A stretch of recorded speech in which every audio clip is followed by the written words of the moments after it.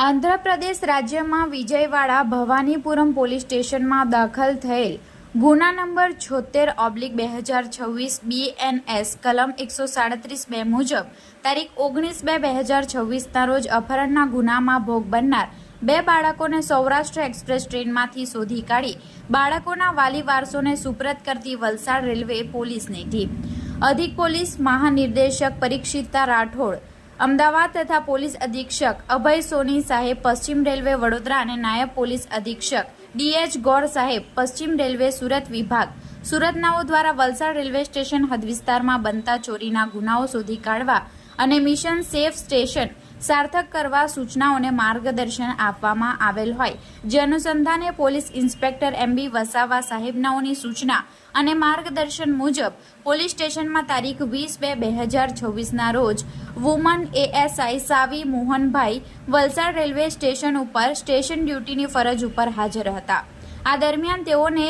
એવા ઇનપુટ મળેલ કે train number 19015 down Saurashtra express ટ્રેનના પાછળના જનરલ ડબ્બામાં બે બાળકો એકલા બેસી મુસાફરી કરતા હોય અને ટ્રેન વલસાડ રેલવે સ્ટેશને આવતા સદર કોચમાં ચેક કરતા બે બાળકો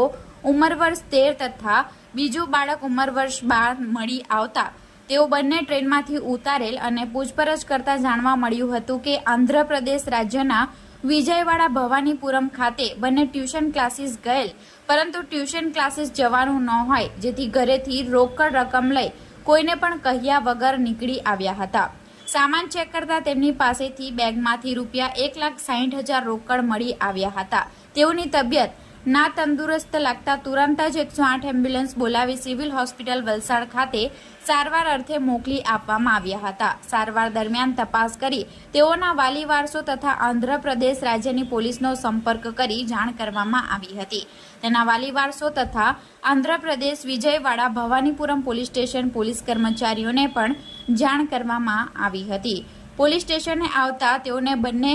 બાળકોનો કબજો તેમની પાસેથી મળી આવેલ, જેઓ ઘરેથી લઈ આવેલા ₹1,60,000 રોકડ રકમ, બે બેગ અને બીજો સામાન તેઓએ મુંબઈ ખાતે અલગ અલગ મોલમાંથી ખરીદી કરેલ મોબાઈલ તથા સ્માર્ટ વોચ બીજો કિંમતી ઇલેક્ટ્રોનિક સરસામાન સુપ્રત કરવામાં આવ્યો છે.